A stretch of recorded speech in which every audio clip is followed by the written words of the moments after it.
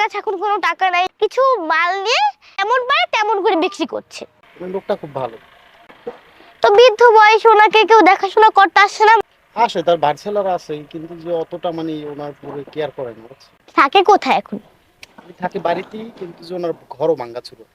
আমি দুই সময় এখানে মাল বিক্রি করতে যাই, আসি হ্যাঁ। যেখানে এখানে দেখি শীতের সময় খুবই মানে খুব খুব কষ্ট করতে আছে। উনি মেট্রিক পাস করছেন। মেট্রিক পাস করছেন, তো তো অনেক শিক্ষিত। স্বাধীনের স্বাধীনের আগে? ওনার ভাই আছে, উনি নিজে কর্ম কইরা ওনার হ্যাঁ। ভাইদেরকে লেখাপড়া করাইয়া হ্যাঁ। মাস্টার, ওনার ভাইরে খানপুর স্কুলের মাস্টার ছিল। কিন্তু বাইরে আজকে ওনারা কেয়ার করতেছে না। আর আরেক কথা হলো, ওনার যত সম্পত্তি জায়গা হ্যাঁ। জমি এগুলো হ্যাঁ। মানে ওনার ভাইদের নামে লিখে নিয়ে গেছে। ওনার এখন কিছু নেই।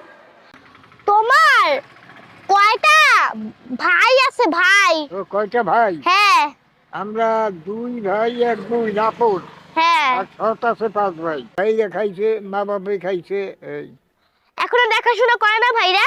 না না, এই দাদা ভাই অনেক শিক্ষিত, সে যা টাকা আয় করত সেই টাকাগুলো তার ভাই ছিল তাদের পিছনে ব্যয় করত, এবং তাদের দুই ভাই একটা স্কুলের হেডমাস্টার হয়ে গেল।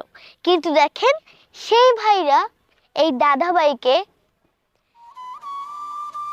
দেখাশোনা করতেছে না। এই ভাইয়ের যে চোখটা নষ্ট, সেইটার খোঁজ খবরও নিচ্ছে না। হ্যাঁ, তার চিকিৎসাও করছে না, তার কাছে আসছেও না দেখতে যে তার ভাই কেমন আছে। আসলে এরকম ভাই থাকা উচিত না পৃথিবীতে। দাদা ভাই, আমি তো আপনাকে একটু উপকার করতে চাই। আমার খবর নাই কিছু। আপনি খুশি হয়ে দেখছেন তো সব কিছু। যেমন? এখন হ্যাঁ। আমরা তো তুই বলবেন যে আর এই যে লাগবে, এই দিয়ে দেবে।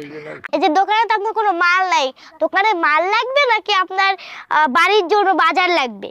মাল হইলে ভালো হয়, বাজার তো খাবো একদিন, মাল তো কিনে বেঁচে রাখবো আর খাবো।